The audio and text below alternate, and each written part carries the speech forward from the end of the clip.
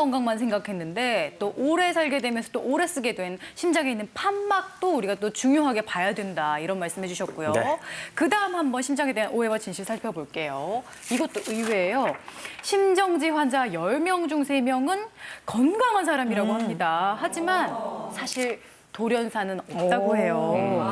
이게 얼핏 보면 앞뒤가 안 맞는 소리 같기도 하고요. 소 교수님 설명 좀 부탁드릴게요. 네, 맞습니다.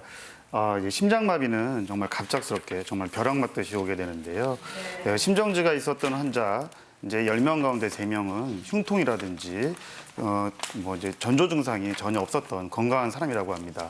근데 이런 심정지가 있었던 환자들을 갖다가 10명 정도를 보게 되면 8명에서 관상동맥 질환이 이미 협심증이 있는 관상동맥에 이제 동맥경화가 심한 상태가 발견되게 되는데요. 이런 환자들은 사실은 이미 증상이 있었던 경우가 많습니다. 그래서 결국 돌연사가 아닌 건데요. 이미 심장에서 나는 아프다, 나는 병들었다고 신호를 보내죠.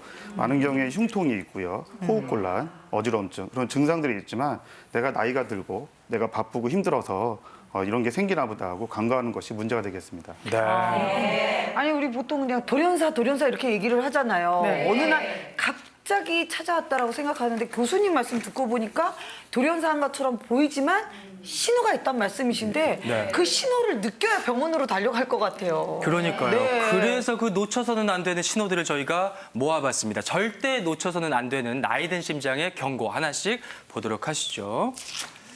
검사에도 이상이 없다는데 답답하고 숨이 차다. 이거 왜 그럴까요, 황 교수님? 네, 바로 대표적인 증상입니다.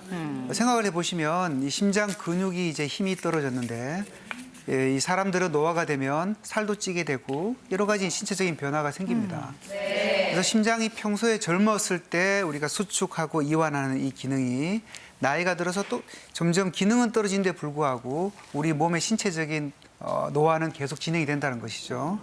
실제로 검사는 해도 심장이 잘 뛰는 것처럼 보이지만 네. 이런 아주 미세한 변화가 있는데 네. 그 변화에 대해서 우리 몸이 비만해진다든지 여러 가지 다른 문제 때문에 증상이 생기게 되는 겁니다. 그래서 검사를 해도 증상이 별로 이상이 없다.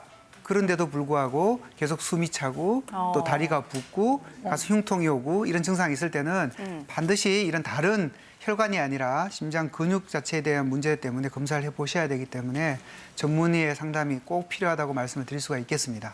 그러니까 일반